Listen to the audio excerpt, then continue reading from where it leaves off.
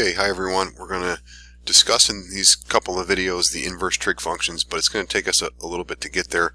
We're going to first discuss the graphs of the cosine and sine function, and then we'll talk about inverse functions a bit before we get into the inverse trig functions. Alright, so I just want to point out here that I'm going to go over to Desmos in a second, but we're looking at these graphs, the graphs of y equals cosine of x and sine of x, and I have them below, but x is in radians here. So to get the same graph on a graphing calculator or in Desmos that I've got shown below here, this is the cosine graph, this is the sine graph.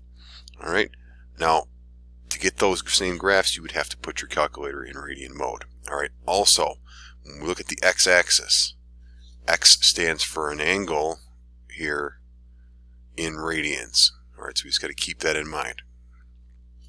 So we haven't seen these graphs yet, so I'm going to discuss them a little bit using the one of the animations that I have linked out to in our Lumen course. And that's this one here. Alright, so we've seen this one before. If you go into section 2 or 3, you can see this one. Alright, and what we've seen, what it does is if you move this slider A, it's going to increase your angle. Alright, and it goes up in steps to size 15 degrees.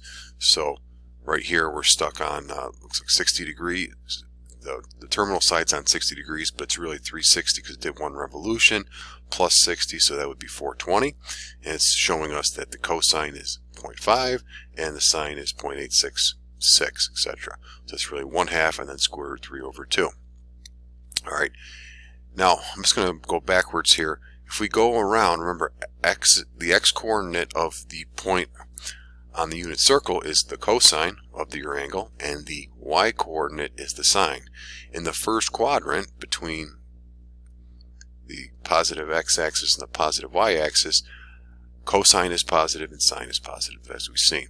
Right, as we increase up, then cosine becomes 0 because x is 0 and y is 1, so sine is 1 there. When we keep going through the second quadrant, there we're going left and up, so therefore x is negative and sine and y is positive, so that means cosine's negative and sine is positive.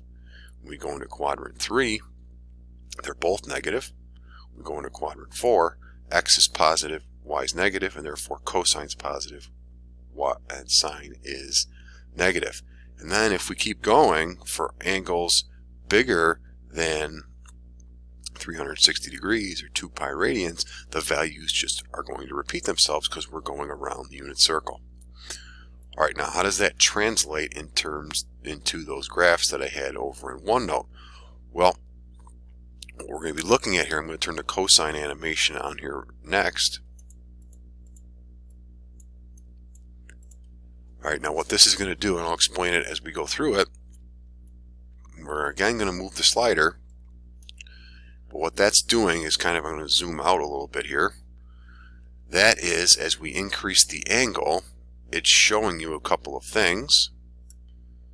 Alright, I'm just going to stop it right here. Remember, cosine is x, so if this is my angle, alright, now again, this animation's a little confusing, so that's my angle, alright, so it's, in this case, it would be like 135 degrees or 3 pi over 4 radians. That's corresponding to this value on the x-axis. Alright, now what does cosine represent? It represents your x-coordinate. What they're showing that is that distance right there. Alright, and we're going left. That means we're going negative x, negative 0.707. That orange distance going left, x negative, is why we're going down here. Okay, if we zoom out a little bit more, alright, I'm just going to keep playing this forward. We end up seeing the values repeat themselves for the graph of the cosine function. Okay, so let's back that up a little bit. Let me zoom in just a bit here. So in the first quadrant, cosine is positive. It starts at 1 because we're starting at 1, the 0.10. That means x is 1 and y is 0 there. As we go through the first quadrant, we go up to the y-axis where x is 0. And y is 1, so that means cosine is 0. That's why the graph right here is hitting the x-axis. As we go forward through quadrants 2 and 3, the x-coordinate's negative, but eventually it comes back to 0, and then the x-coordinate of this point on the unit circle becomes positive, and therefore that's why this graph is going up. And then it just recycles as we go forward, because we're just going to do another loop around the unit circle. Okay, so that is why the cosine graph looks as it does. I'm going to flip over to the notes again, and we're not going to use this a ton, but I'm going to come back to this when we talk about evaluating inverse trig functions a little bit later, maybe in a different video. But again, it starts at 0, and it has this periodic pattern to it. Okay, now the sine graph is similar looking to that. All right, let's look at that picture in Desmos. Okay, so I'm going to turn on the sine animation now. Let's kind of do the same thing that we've done. All right, now what does sine stand for in terms of the unit circle? Sine is your y coordinate. All right, so as we go through here, we're looking at the height at which we hit the unit circle. And this one, that lines up perfect because it's just going to be this y value translated exactly over here.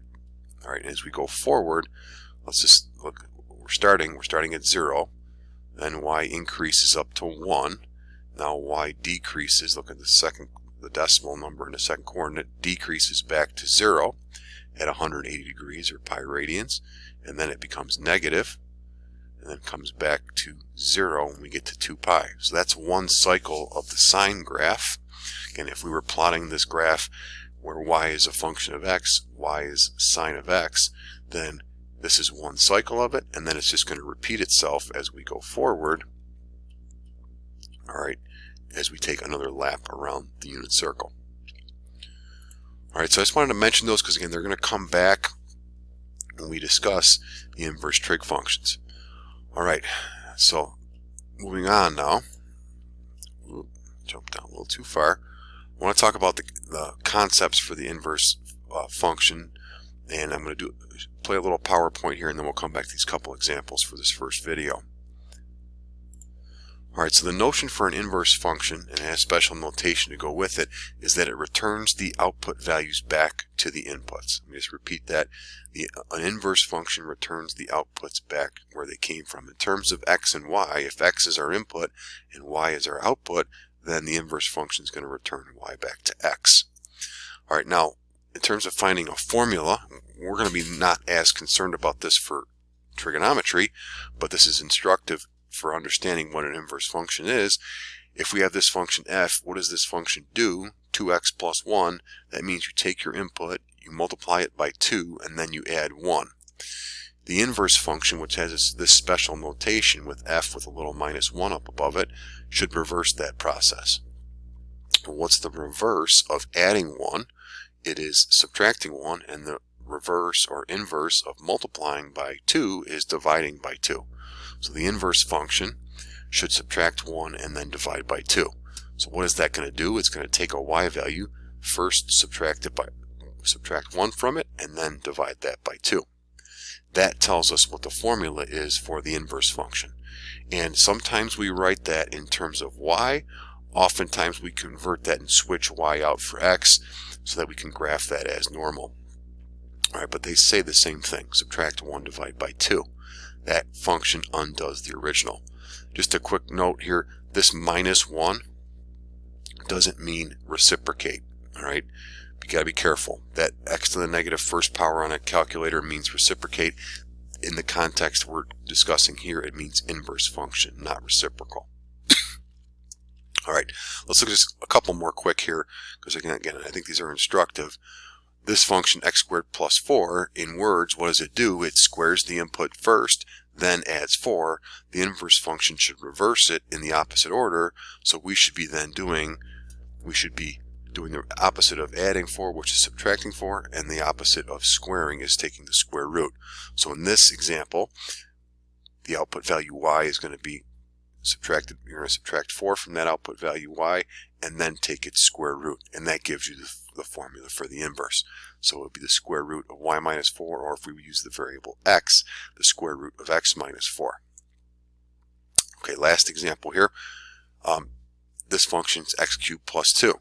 Alright, so in words, what does it do to an input value? It's going to cube the input first. Again, following the order of operation, we do exponents first, then we do addition, after that. So cubing, then adding 2.